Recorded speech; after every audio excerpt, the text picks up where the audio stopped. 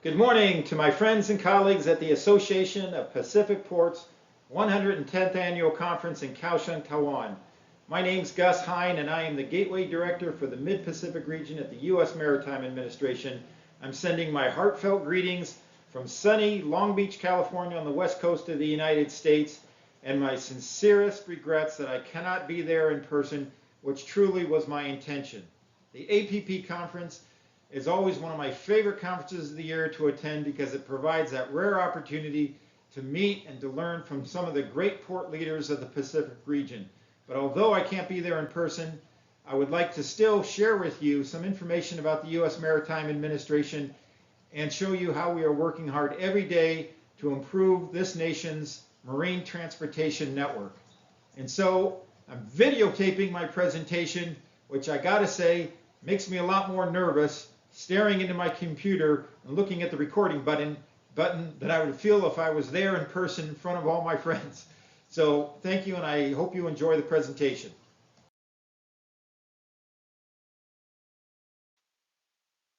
Today's agenda, I'm going to tell you a little bit about the Maritime Administration, our leadership, our mission, and our grant programs, which I know will be of interest to many of you. And then I'll give you some resources, make some closing remarks, and then I believe you're scheduled for a break, and then we'll go into the town hall presentation.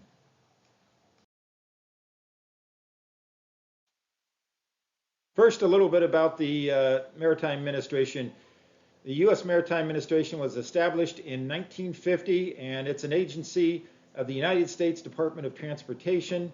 Our mission is to foster, promote, and develop the maritime industry of the United States to meet the nation's economic and security needs.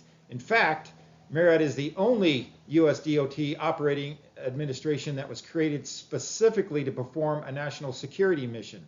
Our strategic imperatives include developing maritime capabilities.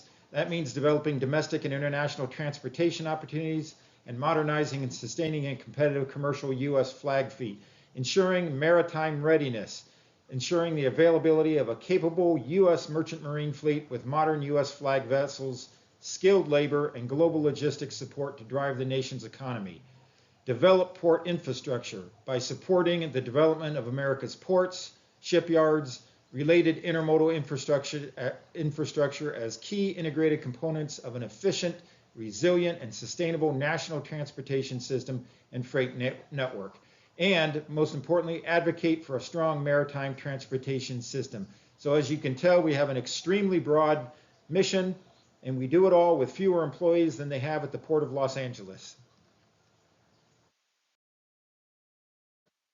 The Secretary for the U.S. Department of Transportation is Pete Buttigieg, and the Maritime Administrator is Rear Admiral Ann C. Phillips. Rear Admiral Phillips was sworn in as the 20th Maritime Administrator on May 16th, 2022. She retired from the U.S. Navy after more than 30 years of service.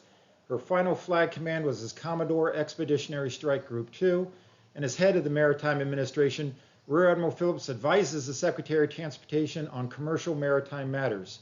Rear Admiral Phillips has established priorities for the agency, which include revitalizing sea lift, ready reserve force recapitalization, acquisition of the national security multi-mission vessels, mariner safety, recruitment, training, and retention of mariners.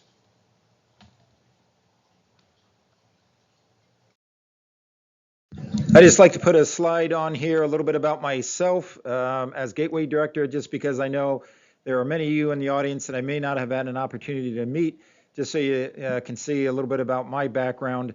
But I certainly hope that we have an opportunity to meet in the future, and I look forward to seeing you out in the Mid-Pacific region.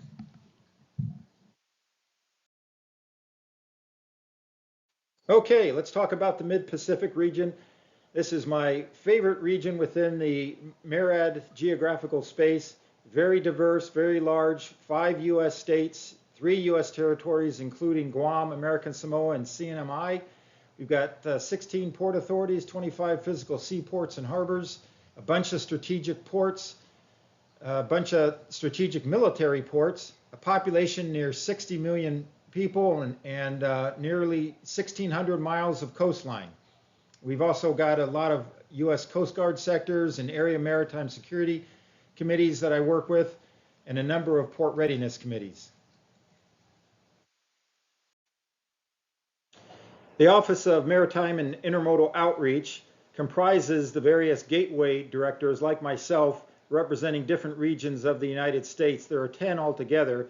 In fact, we have one north of the Mid-Pacific region that takes in much of the APP area of operations as well. And the gateway director up there is Xochitl Castañeda, and she represents Oregon, the state of Washington, and Alaska.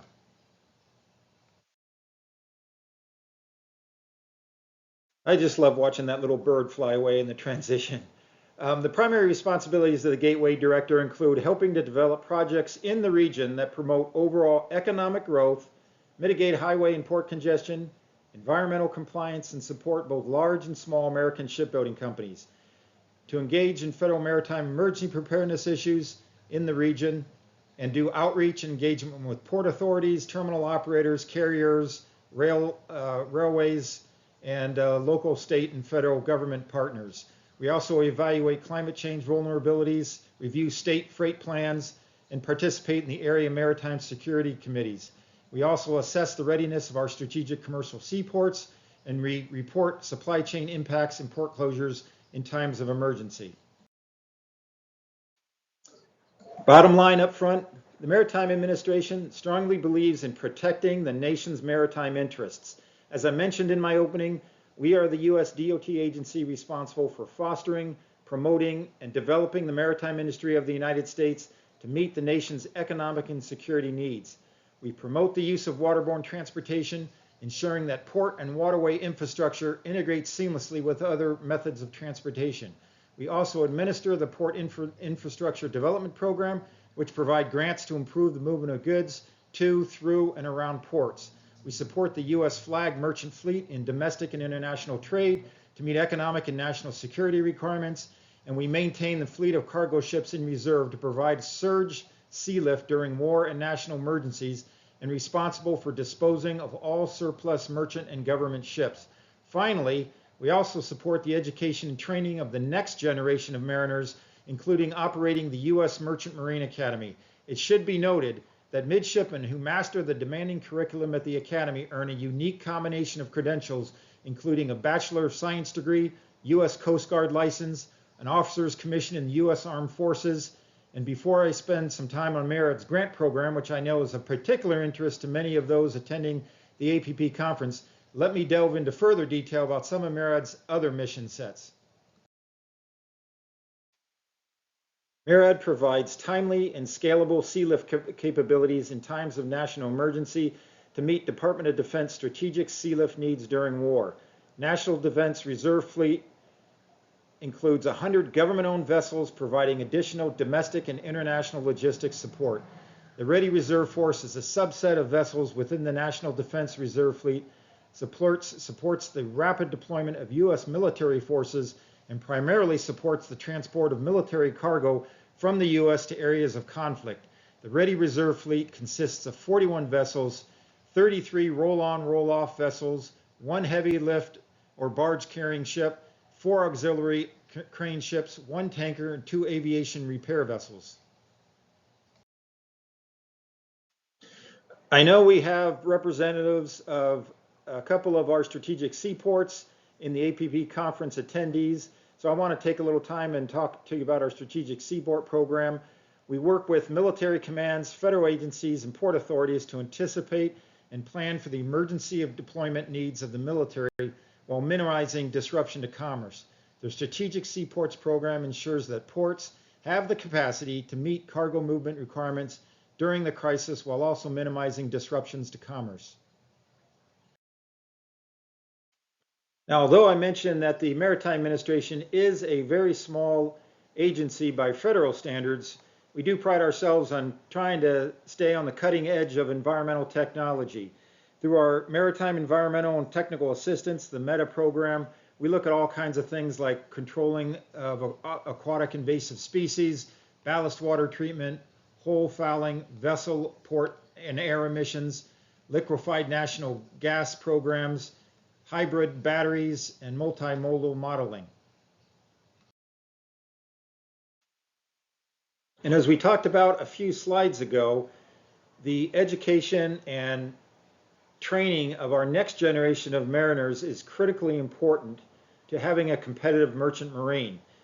The Maritime Administration operates the United States Merchant Marine Academy, and we support state maritime academies, such as California State University Maritime Academy, Cal Maritime, the Great Lakes Maritime Academy, Maine Maritime Academy, Massachusetts Maritime Academy, and the Texas A&M Maritime Academy. And since we have representatives of the Port of Long Beach here in attendance, I should note that we recently facilitated communication between Cal Maritime in Northern California and the Cal State Long Beach Center of International Trade and Transportation.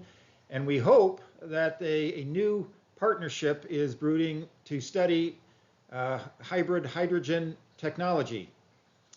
We also support K through 12 programs, and that's integral for us reaching and inspiring the next generation of mariners. We work with schools, industry, government partners to foster interest in maritime education and connect potential students with educational and training institutions. The Secretary of Transportation, acting through Admiral Phillips as the Maritime Administrator, may designate certain eligible and qualified training entities as centers of excellence for domestic maritime workforce training and education. And the Maritime Administration also has a port conveyance program designed to temporarily transfer the use and management of excess federal property to states and local governments for the purposes of port development, port expansion, and operation of port facilities. MARAD receives, evaluates, and approves applications from prospective grantees to make recommendations for assignments of surplus property to be used for the development and operation of a port facility. Conveyance involves no monetary consideration, provided the property is used and maintained in perpetuity as a port facility. And I'd like to also talk about an issue that I know is near and dear to every heart of the ports that are represented here at the APB conference, and that's stakeholder engagement, because we got to do it too at the Maritime Administration. For example, during the whole COVID-19 supply chain issues, we worked very closely with the White House to form the Supply Chain Disruptions Task Force, which was formed back in June of 2021. We worked with both port envoys, John Pocari and then later General Steve Lyons, who was appointed in August 21st of that year to help drive the coordination between many private firms who control the transportation logistics supply chain. But MARAD put on industry roundtables. We worked with state DOTs. We worked with universities like Cal State Long Beach and the Center for International Trade and Transportation. Worked with federal agencies, Federal Maritime Commission, the ports like Ports of Long Beach and Los Angeles, really all aspects of the supply chain to work solutions.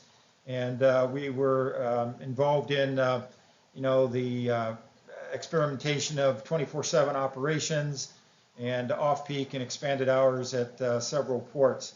We're also involved with emergency response. We're the only agency within the U.S. Department of Transportation created solely to meet a national security mission, so it must maintain a constant emergency response posture. We work closely with FEMA and have participated in many disasters such as Hurricane Florence, the Haiti earthquake, Hurricane Rita.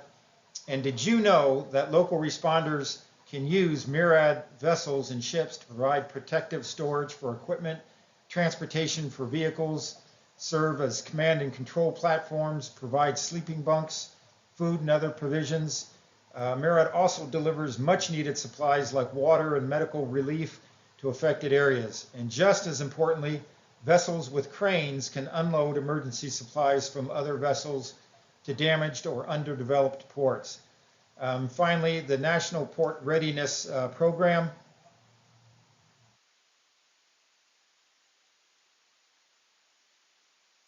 Oh.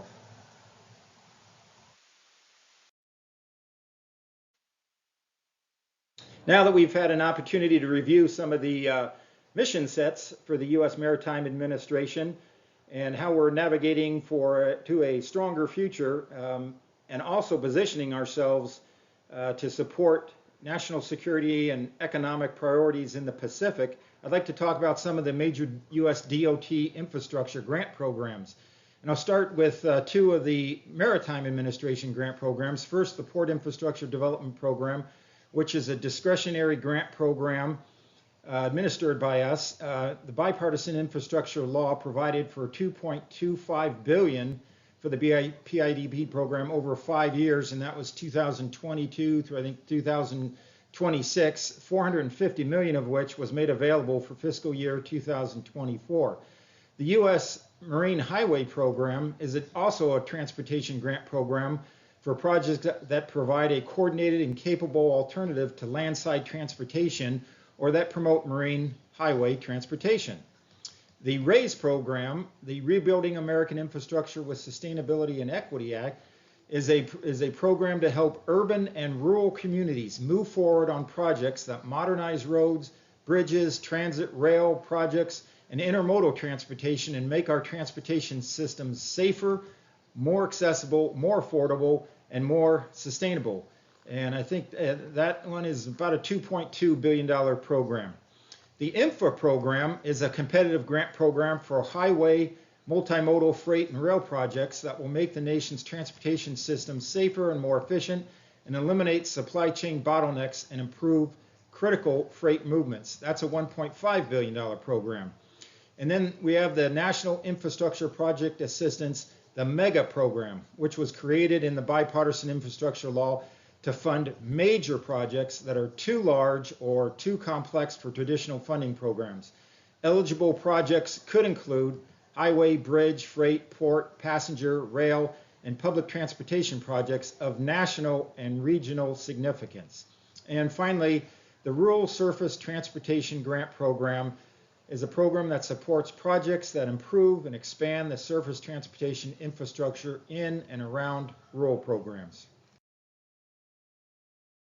Here's a slide that depicts our U.S. Marine Highway Program. On the left, you'll see a map of the marine highway routes. You'll see the Route 5 on the west coast of the United States, and then you see routes throughout the Midwest and the eastern seaboard, the Gulf, and then some of our island territories. On the right, you see the grants that have been allocated from the U.S. Marine Highway Program. Marine highways basically are cheaper and more fuel-efficient option for overburdened transportation systems, as highways seem to be more congested than ever, and safety, environmental concerns with moving freight via rail. America's marine highways are an attractive alternative mode. The volume of freight is significant. We can further utilize these existing navigable waterways with more than just transporting bulk.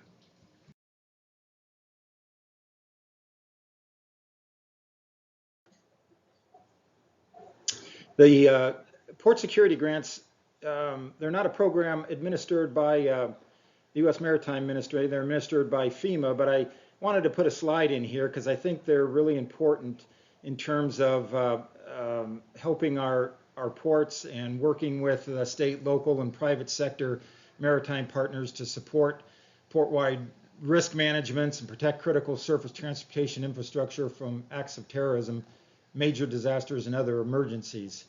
But we can certainly offer additional information on the Port Security Grants Program if any of you in the audience would like further information.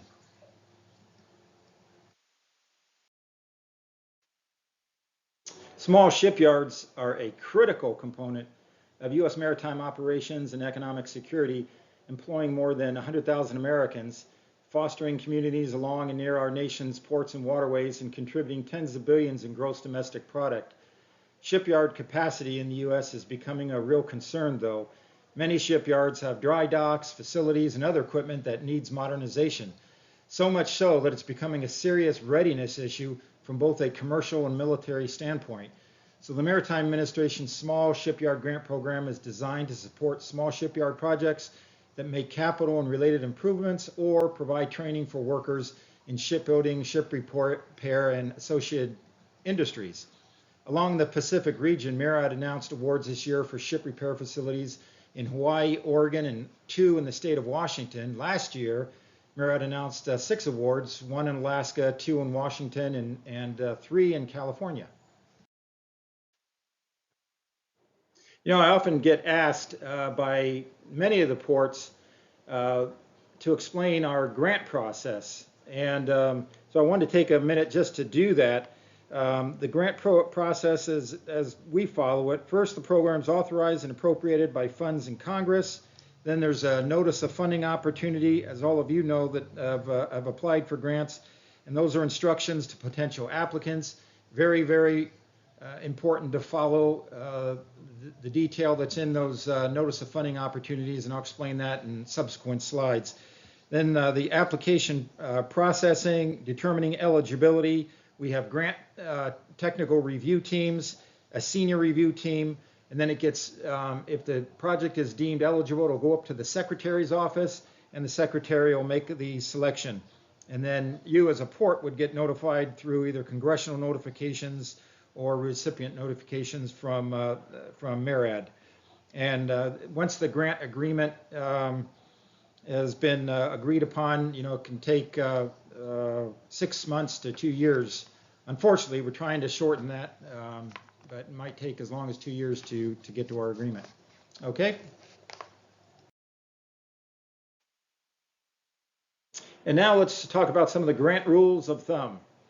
Eligible applicants get asked that question quite a bit. Mostly, not always, but for the most part, state and local governments, metropolitan planning organizations or planning councils, port authorities, tribes, or a collaboration of such entities.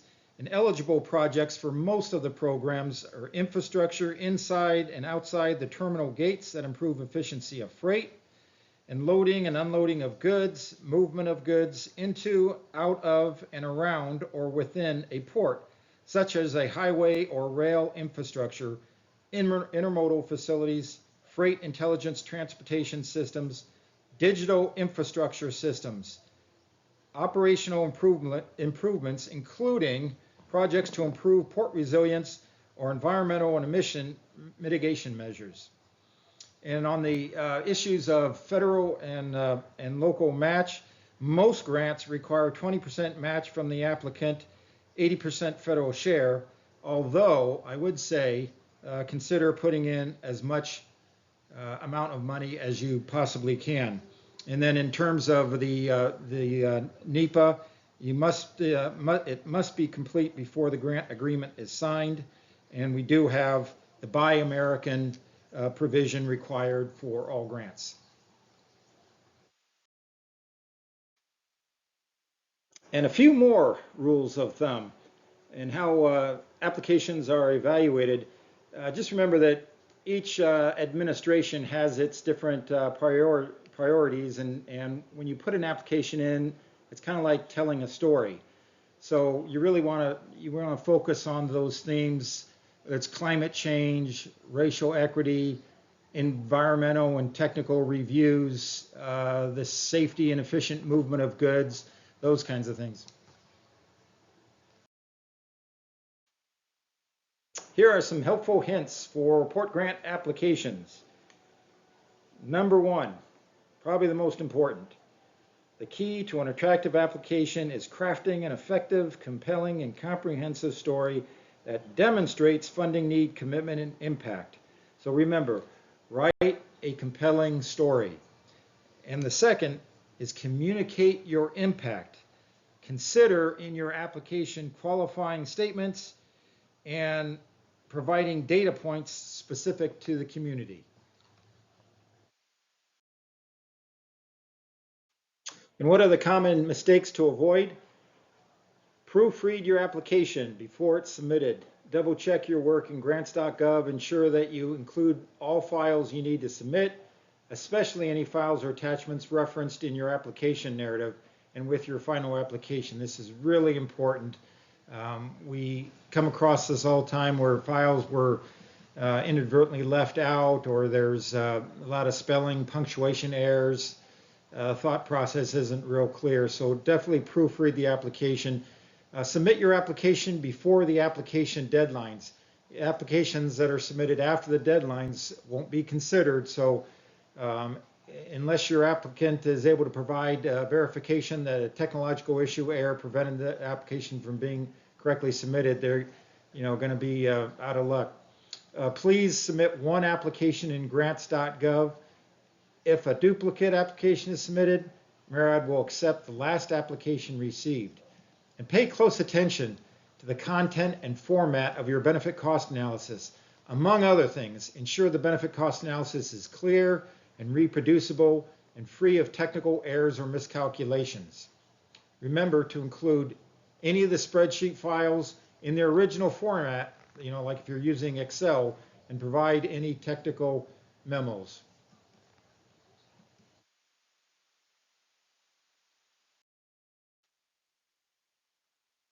A helpful toolkit and guide that we have available to you both online and in paperback form if you'd like is the Port Planning and Investment Toolkit, which was a document that was put together in a cooperation with the American Association of Port Authorities.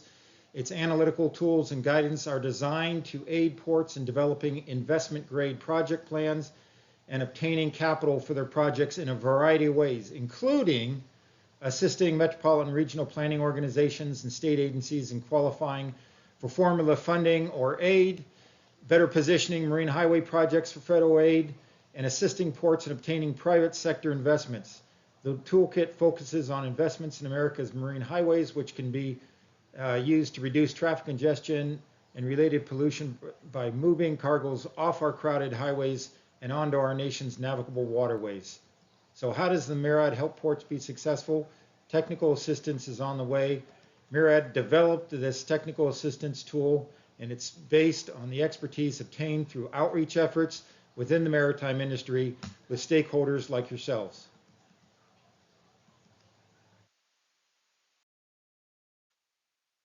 Before we finish the presentation here, I want to make sure that I told you about the DOT Navigator. It's a resource that you can use. It'll tell you everything you need to know about grants, how to apply, a lot of things that we talked about in this presentation. And I would encourage everybody to go online and look at the Navigator tool. I think you'll find it to be very helpful. And it should be listed on this slide. And finally, in closing, I'd like to thank everyone very much for your kind attention this morning. I wish everyone a great conference, and I do want to put a plug in for the APP Town Hall panel discussion. That's going to begin in just a few minutes. Casey Hare, the Managing Director of Commercial Operations for the Port of Long Beach, is going to be pinch hitting for me this morning as the moderator of the panel. But Casey is a former Coast Guard officer, so I guess he's used to saving people. So he gets to save me this morning, but it's going to be a wonderful panel. You got Commissioner Sharon Weissman. Port of Long Beach are leaders in sustainability, which is the theme of the APP conference. They've got a first all automated terminal in Long Beach, and last year they led the nation in TEUs for the month. Kirk DeJesus with the Port of Stockton. They're doing big things up there in Stockton. They're setting records on permitting prices. Got a big project up there developing soda ash, and they're really moving through a lot of the red tape. And I know it's going to be interesting to hear what he has to say. And Benny Philippe from the Port of Fiji Corporation. I always think to myself, sometimes the smartest people are those that come from the smaller ports because they have to know everything and do everything themselves. It's got great perspective from the Port Authority. I can't wait to hear what she has to say. And Ian Marr, the CEO of Nanaimo Port Authority. Nanaimo's hosting the APP conference next year. So, and we always love to hear what our Canadian neighbors have to say and their perspective. So again, thank you very much, and I hope you enjoyed the presentation.